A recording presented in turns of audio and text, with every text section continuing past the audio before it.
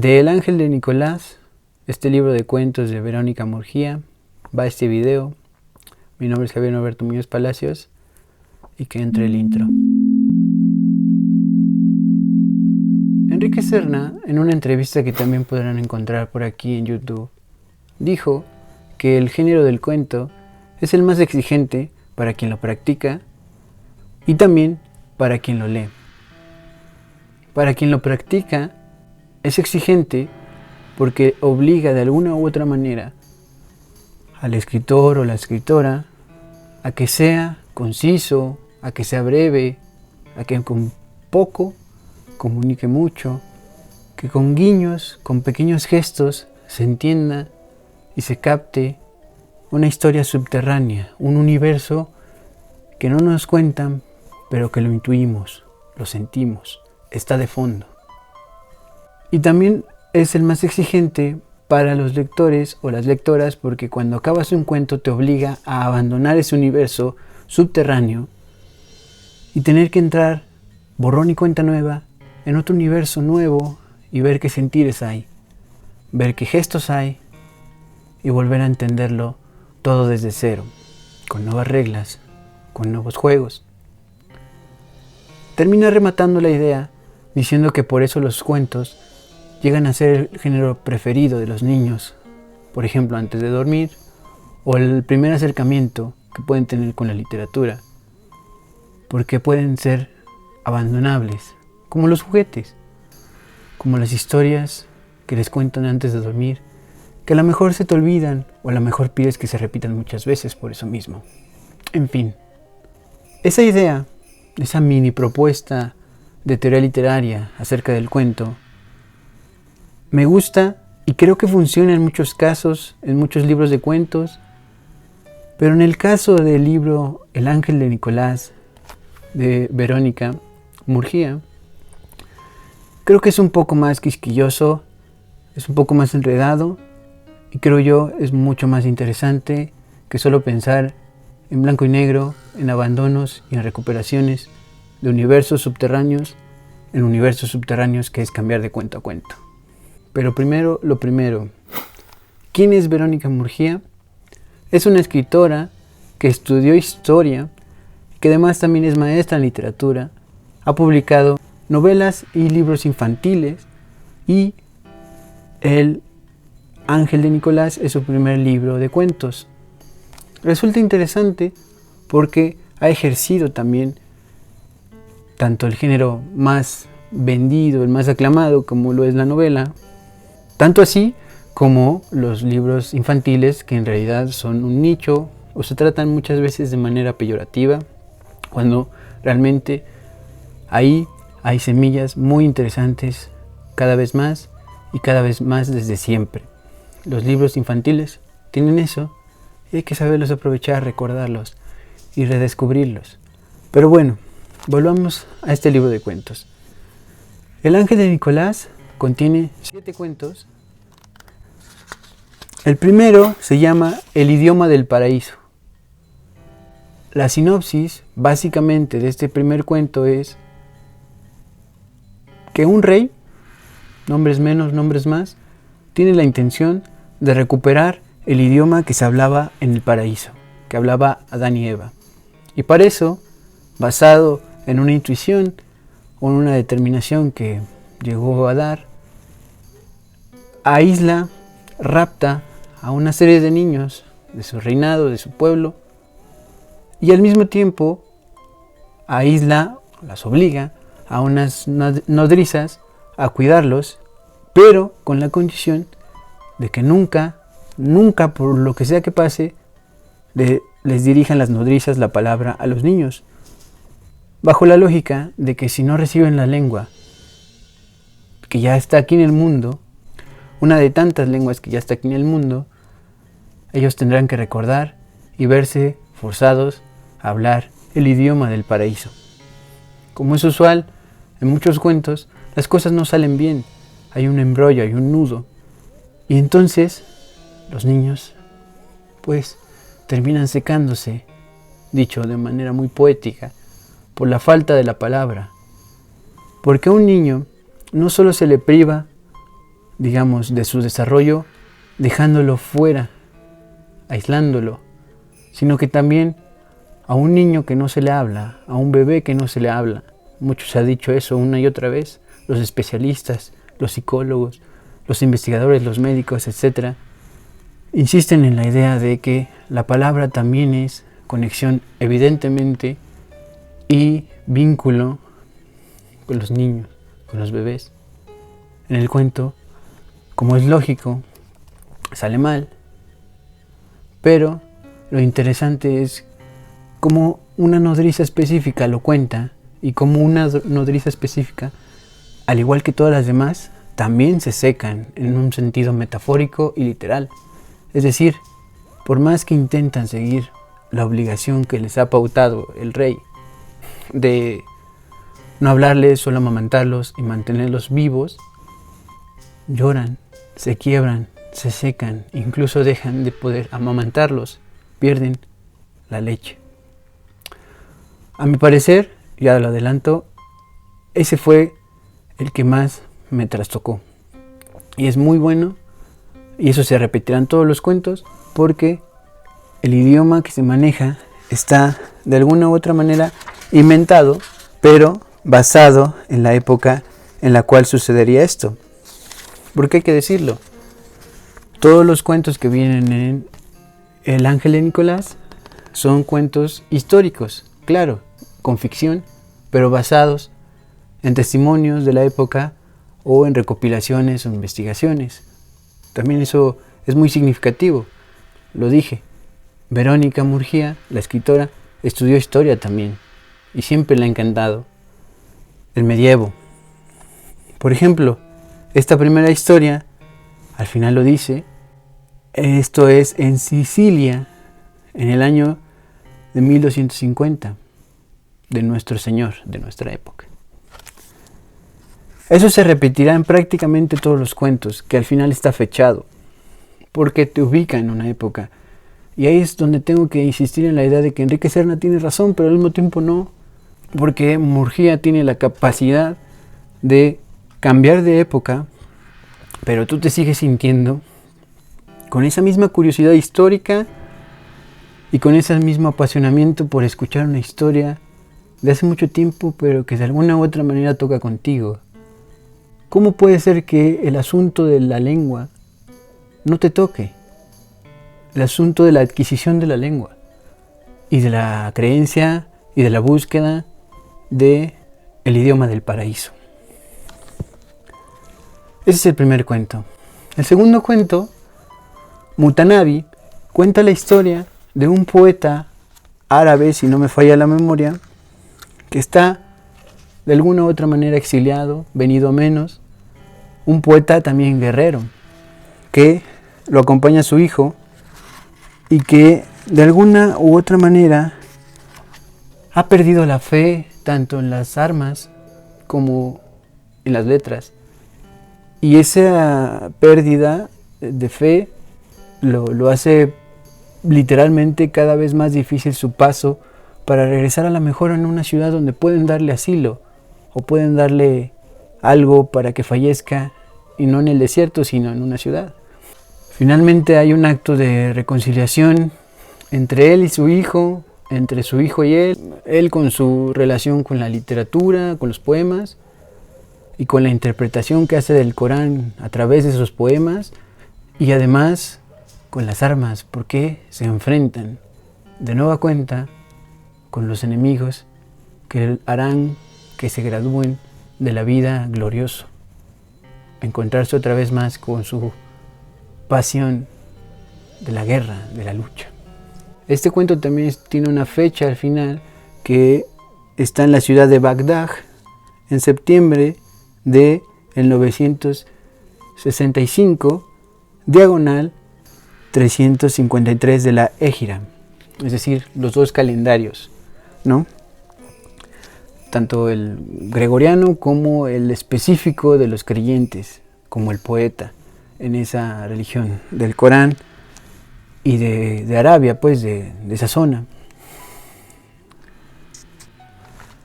El tercer cuento es El ángel de Nicolás, el que le da nombre al cuentario, al libro de cuentos, pues. Y me pasó algo curioso, seguramente fue por deficiencia mía, por tener una lectura distraída, pero me perdí un poco como qué personaje era cuál y de dónde a dónde se desplazaban. De nuevo es un cuento histórico, está ubicado en Constantinopla en el 812 de nuestro Señor Jesucristo y en el año 6334 desde el principio del mundo. Es decir, contempla 2 calendarios de nueva cuenta en esa idea de los choques de culturas y también de las medidas del tiempo. No siempre ha sido igual. Pero la sinopsis o el resumen de este cuento es que un soldado conquistador, parte de ese ejército que partió desde Constantinopla y que combate y demás, en esa época ve a la cara a un ángel y le cambia la vida y decide de alguna u otra manera abandonar todo lo que había creído que era la guerra, los enfrentamientos, los desplazamientos de conquista, servirle a un líder. Siempre había estado pensando que lo suyo era la espada y la consagración del fuego de la espada, al derribar al villano, al enemigo, etc.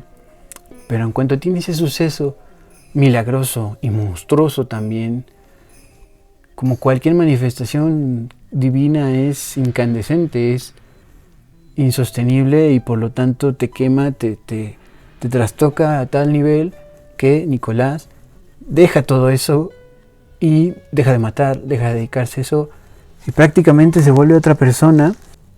Pero el punto de quiebre es que dice: mi ángel me enseñó que la vida no es solamente matar o morir, lo que ya había dicho en un principio, pero no me reveló lo demás. Es decir, le quita toda la confianza que tenía en que solo la espada contra el enemigo o en mí mismo es la respuesta y la clave de todo, pero lo deja con la incertidumbre de que la vida es otra cosa, pero quién sabe qué sea. Y es un quiebre, yo creo, brutal, porque de la lucha, de la guerra, te deja en la nada, pero vivo. Contrario probablemente a todos los otros personajes que sí tuvieron una muerte, que sí siguieron en la gloria de la batalla, los demás personajes que salen, pero Nicolás pues se queda bailando en la loma, es decir, abandonado a la vida con ese borrón y cuenta nueva total. Quizás más brutal, más incandescente, porque fue su ángel quien se lo revela, que la confianza plena que había tenido toda su vida antes, en que todo era matar o morir. Es un quiebre muy muy bueno. Y de nuevo, como les digo, está ubicado en una época histórica. El siguiente cuento es La piedra. En este ya no hay fecha histórica localizada al final del cuento, porque son personajes bíblicos. Desde luego es un poco más difícil ubicar qué fecha podría haber sido los personajes bíblicos, pero eso no quita que puedes recrearlos como lo hace Murguía. Entonces, aquí uno de los personajes principales es Herodes, pero no Herodes el Grande, que fue aquel tetrarca que mandó a matar a los niños para evitar el advenimiento del nuevo rey, que sería Jesucristo. Pero en este caso se habla de Herodes el joven, o el hijo, que mató a su hermano Filipo para hacerse de su esposa, Herodías, y al mismo tiempo pues volverse padrastro de su sobrina, Salomé. En este caso suceden varias cosas. Herodes al principio deseaba plenamente, tan fuerte, a Herodías que hasta mató a su hermano. Esa es la justificación y la transformación del resentimiento y desconcierto de Herodías, pues por haber matado a su esposo, a la aceptación de ser la mujer de Herodes. Ahora bien, al mismo tiempo que pasa ese reconocimiento de nueva pareja, Salomé va creciendo y pues sigue pasando el tiempo y adquiere habilidades y gracias, belleza. Y conforme empieza a pasar el tiempo, Herodes empieza a perder el deseo y las complicaciones políticas empiezan a hacer que pierda interés en Herodías. Herodías a su vez empieza a insistir una y otra vez en volver a intentar hacer que el deseo crezca fuertemente sobre ella por parte de Herodes, y ahí viene el punto de quiebre porque aparece en la historia Juan el Bautista, que lo mandan llamar a los aposentos de Herodes para que ya deje de ser un revoltoso que pues está enervando el pueblo ahí con los bautismos y todo en el río Jordán. Pero en cuanto llega Juan Bautista, se le va directo y a la yugular diciéndole: Herodías, eres una adúltera, tú estás pues con el asesino de tu esposo, y además que su hermano, a él le dice: tú no deberías de estar con ella porque es la mujer de tu hermano, que además tú mataste. Y no para de decirle las verdades a la cara, y psicológicamente Herodes empieza a ver reducido y empieza a rechazar aún más a Herodías. Herodías, por su parte, insiste y insiste en la idea de volver a ser deseable. Y Salomé parece que ve todo, pero no sabe cómo apoyar, no sabe cómo expresarse, no sabe de qué lado estar. Y finalmente pues ella sigue desarrollando sus habilidades y sus gracias, su belleza. Sucede entonces que Herodes se va a enfocar tanto en rechazar a Herodías que empiezan a dormir en lugares diferentes de sus aposentos, de su palacio, y incluso prefiere estar con Juan el Bautista, que ya está encarcelado, a un lado de él, irlo a visitar, que pasar tiempo con su esposa. Finalmente se toma la decisión. Juan el Bautista es pues ejecutado y su cabeza se la muestran como trofeo del lugar del reino.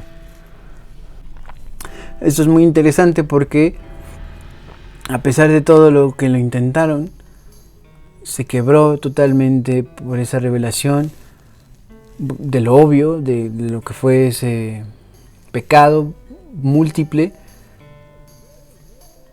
Al mismo tiempo Herodes medio estaba empezando a ver a Salomé como un objeto de deseo, pero la confusión que tiene de ver rasgos de su hermano, de él mismo por ser familiar suyo, y al mismo tiempo de Herodías siendo joven, entonces Herodes empieza a complicar mucho, se vienen más problemas políticos. Herodías sigue empecinada a buscar el deseo, empiezan a acercarse un poco más, pero en realidad nunca recuperan pues el patrón de deseos de ninguna de las dos partes.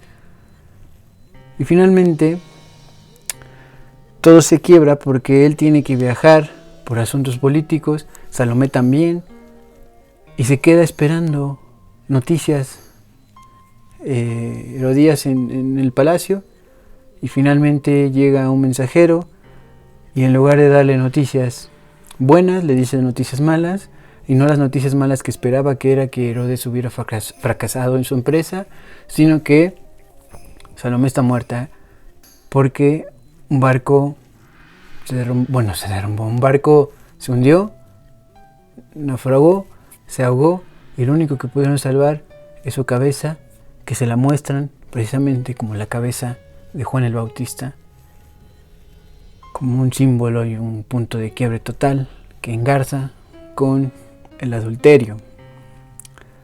Este cuento se llama La Piedra porque Herodías desde siempre tuvo un sueño, que fue las piedras cayendo sobre ella, porque ese es el castigo para las adúlteras, que se maneja lamentablemente hasta la fecha en ciertos lugares, lapidación por piedras, valga la redundancia. Ella tiene ese sueño constantemente. Herodes muchas veces le dijo: tú no tienes de qué preocuparte, eres la esposa del tetrarca, del rey, del más poderoso. Pero finalmente, además del del engarce que fue recibir la cabeza de Salomé, también conforme pasó el tiempo llega un terremoto y no solamente le cae la piedra a ella en sus aposentos después de supuestamente remediar lo remediable, es decir, volver a estar juntos ellos dos, sino que hunde también, aplasta también a Herodes. Y ahí acaba este cuento. La piedra, por eso se llama La Piedra. Este no tiene fecha, ya lo dije, porque son personajes bíblicos. Son personajes bíblicos y es difícil ubicar cronológicamente este tipo de personajes. En fin, el siguiente cuento se llama El Converso. Este, como su nombre lo dice, lo resume todo.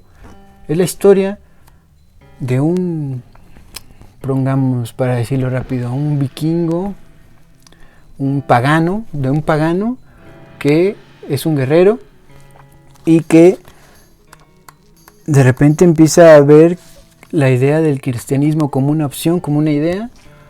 Todo va muy bien, incluso se convierte, pero cuando está a punto de dar el paso que es el bautismo, este sí tiene una época ubicada en el tiempo, que es la fecha de el año de 710 de nuestro Señor, en la ciudad o el lugar de Sens. Él recibe el catolicismo, empieza a estar confiado, ya se está volviendo a la idea de la religión cristiana, porque le gusta mucho lo refinado que tiene esta religión en ese momento, pues no tan nueva, pero tampoco tan vieja. Le gusta mucho el estilo, digamos, de la religión cristiana, pero el punto de quiebre sucede cuando le pregunta al padre o el que lo ha estado catequizando, le dice: ¿acaso mis antepasados estarán conmigo, estarán en el cielo después del bautismo cuando sea el juicio final? Y el padre le dice: no, porque la desgracia del tiempo les impidió haber recibido la comunión, el catecismo, el bautismo finalmente, por lo tanto ellos están en el infierno. Entonces el converso, después de haber estado tan cerca, de haber creído tanto en el estilo y en el espíritu, en la pureza de esta religión, la cristiana, termina volviéndose a convertir en algo diferente, donde le dice al padre: si es que no puedo estar con mis antepasados que tanto les debo, no me puedo bautizar, no puedo abandonarlos, no puedo no esperarme, no puedo no esperar encontrarme con ellos. Y si tiene que ser en el infierno, que sea en el infierno. Ore por mí y ore por ellos, porque yo no puedo abandonarlos, ellos me están esperando. Creo que este cuento es uno de los más veloces, que tiene esa doble conversión del converso, y de nuevo está muy bien ubicado con los personajes históricos, en este caso pues muchísimo más contemplables, ubicables cronológicamente, porque no son bíblicos.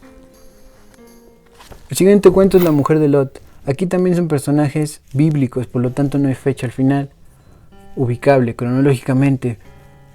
La mujer de Lot es quien cuenta esta historia. La mujer de Lot de repente ve que llega su esposo Lot caminando hacia su casa y lo ve acercarse en compañía de dos hombres bellísimos por otro lado, uno más parecido por sus facciones a un león, el otro más parecido a una águila, y en cuanto se acerca y los saluda, pensando que eran familiares de Lot que visitaban este lugar que es Sodoma, que es donde se instalaron finalmente Lot y su esposa, venidos por Egipto, tiempo atrás.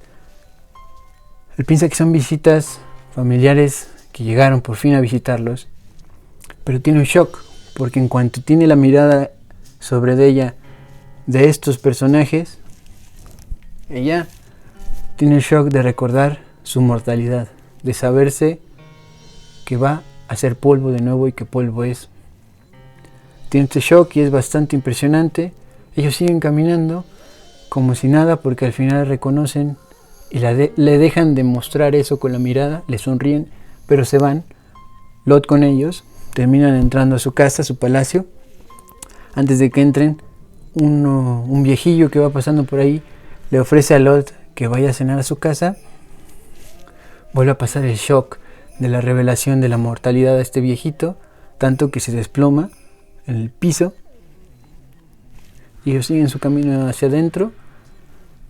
Ella de repente se acuerda que sus hijas están adentro y que no quiere que pasen por esa revelación de la mortalidad tan choqueante que están causando estas dos personas.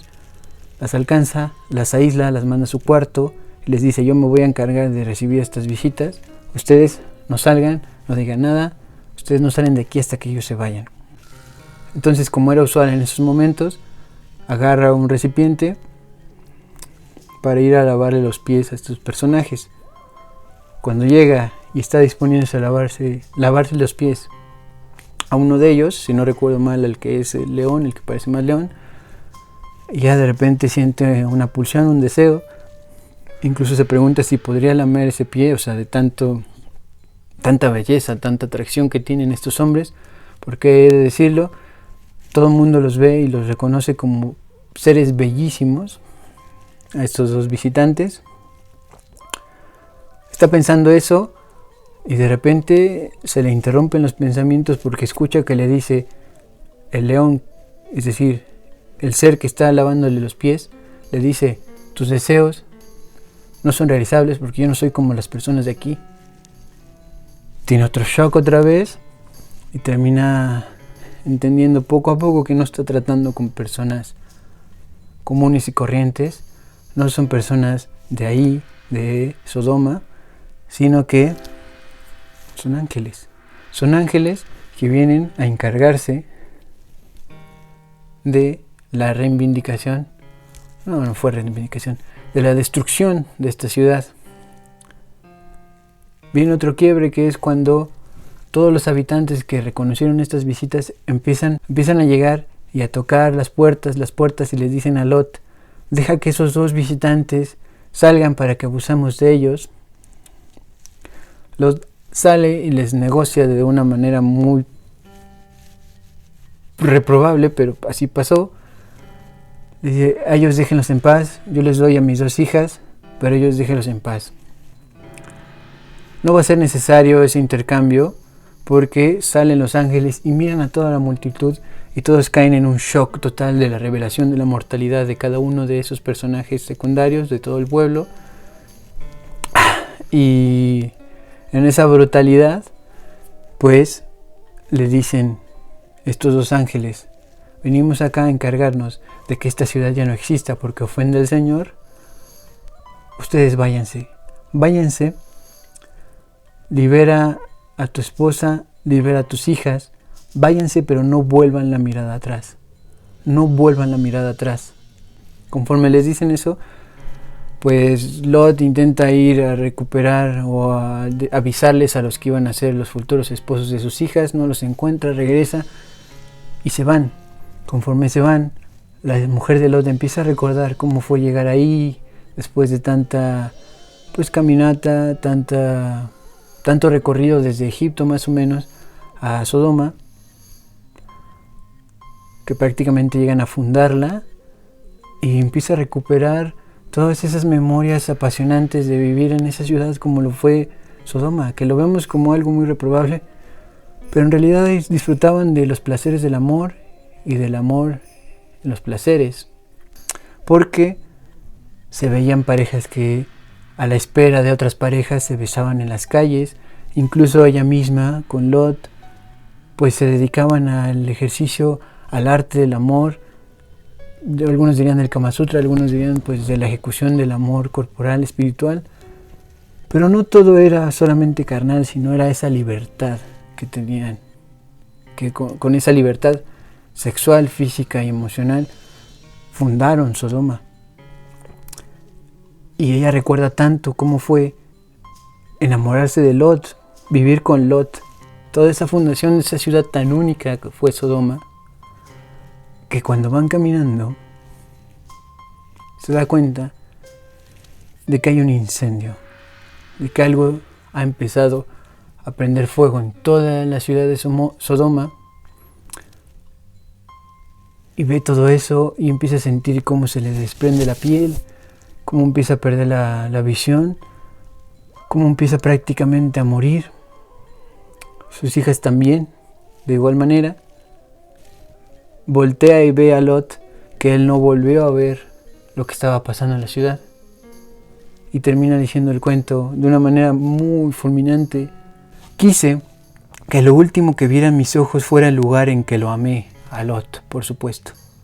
Aunque mi corazón estuviera convertido en polvo y cenizas. Por eso me volví. Es decir, que por eso volteó a ver la destrucción de Sodoma, y no solo de Sodoma, sino de la posibilidad de ese amor y de la fundación de esa ciudad en esa libertad que tenía. Por supuesto que esta es una manera de narrarte pues, aquel suceso bíblico de la destrucción de Sodoma y Gomorra, pero desde una manera pues, muchísimo más apasionada, mucho más humana, y no solamente desde el juicio duro y brutal que puede interpretarse de manera muy automática, muy automatista de la lectura de la Biblia. Y si quiere, lo logra muy bien Verónica Murguía. El siguiente cuento, que ya es el último, se llama Marcías.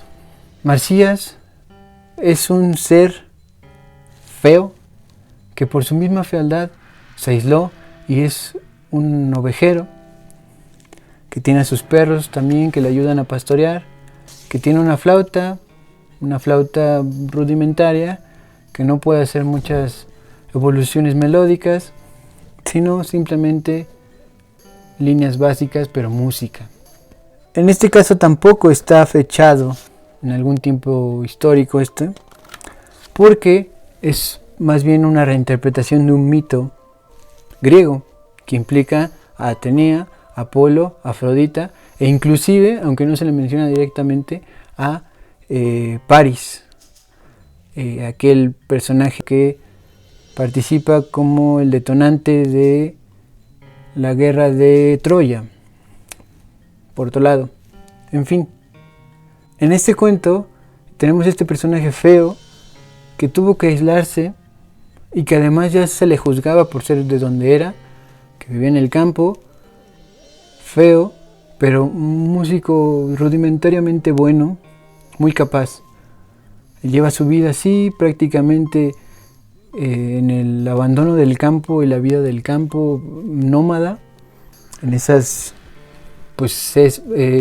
campos donde puede habitar sin que nadie lo moleste, sin que nadie lo interfiera con sus prácticas. Y de repente encuentra un par de flautas amarradas, que después sabremos que es un instrumento que creó la mismísima Atenea, Aulos. Con ese instrumento él empieza a desarrollar y a practicar tan bien su música que empieza a enamorar a los animales, de alguna u otra manera los encanta y empiezan a formar parte como de un concierto. Empieza a formar tan bien su expresión musical con este nuevo Aulos, que es una flauta doble, digamos, creada por Atenea, que empieza a encantar a los animales.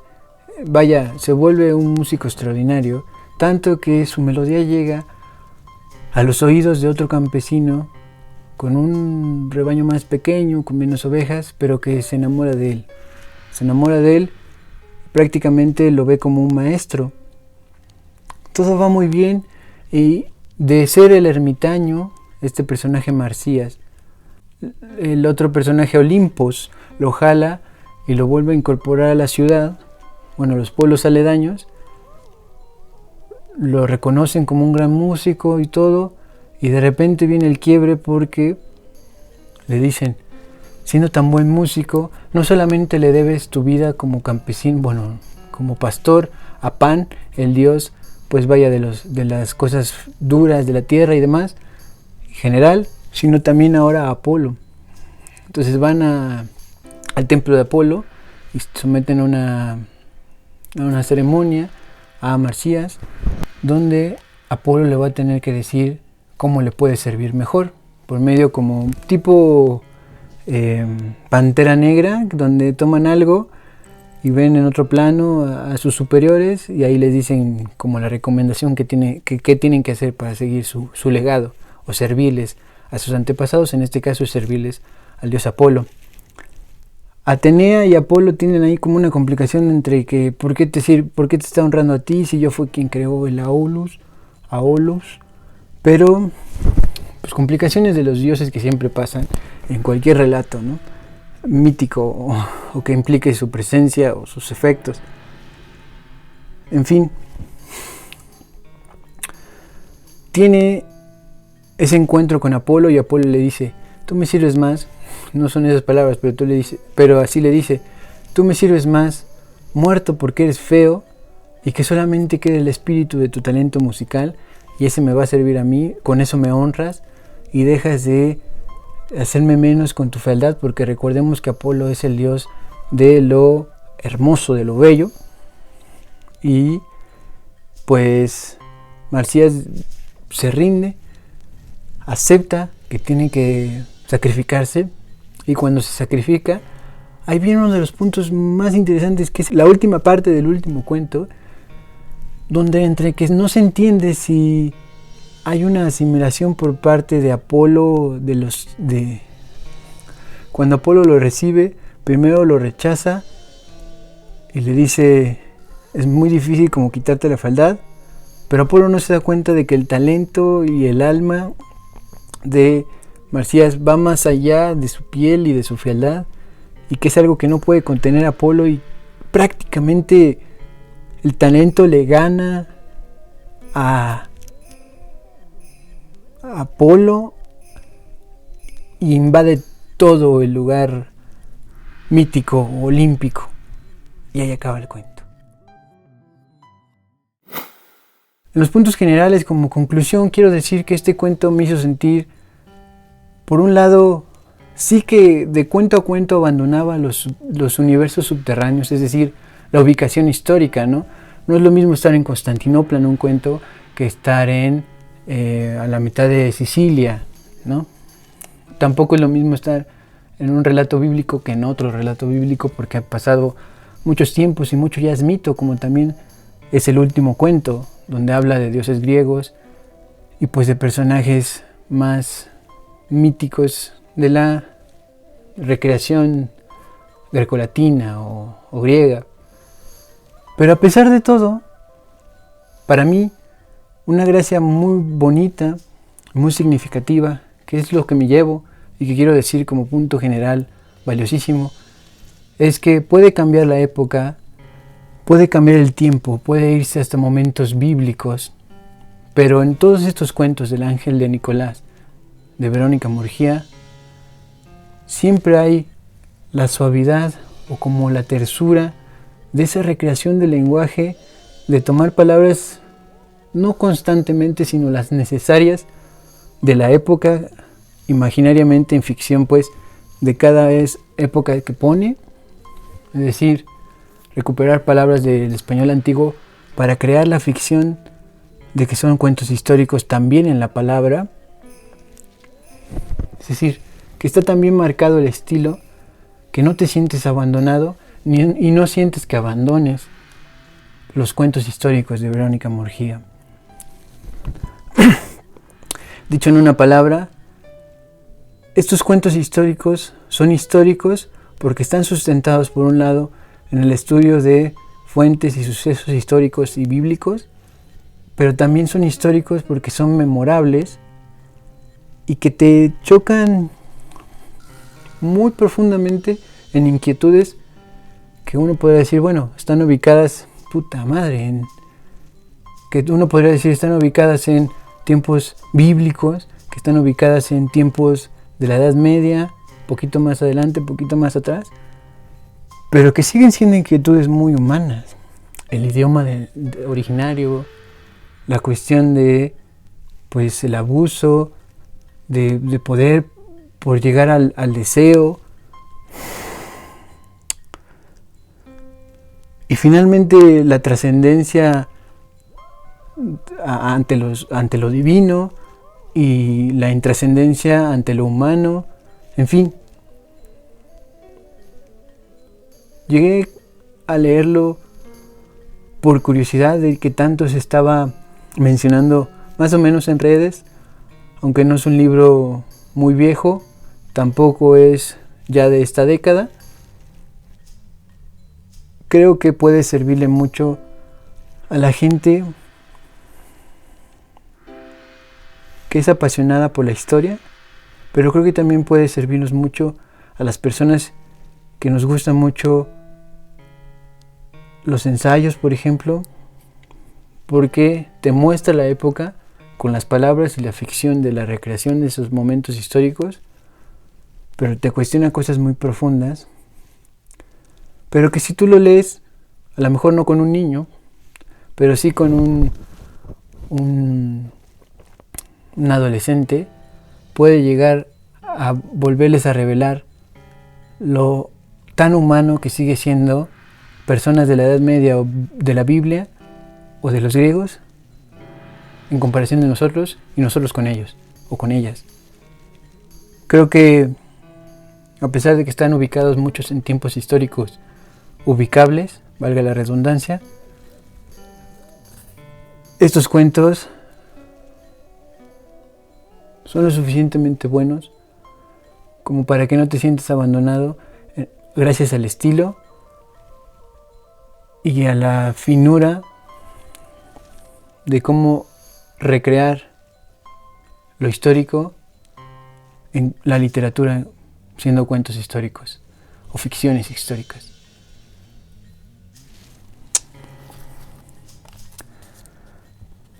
Sin más, les agradezco haber visto este video. El ángel de Nicolás, de Verónica Murguía. Échenle un ojo, no se lo pierdan.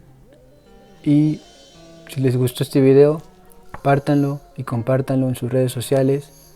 Comenten, suscríbanse, denle a la campanita. Que siga la literatura, que siga el arte y la pasión por los cuestionamientos. Bye. Novelas y cuentos, perdón. Abandonar mis cuentos, perdón, en silicio. Perdón, ¿qué cosa no va?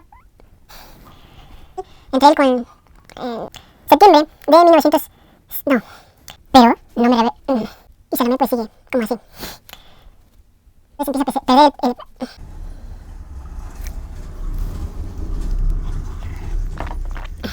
Que él empieza.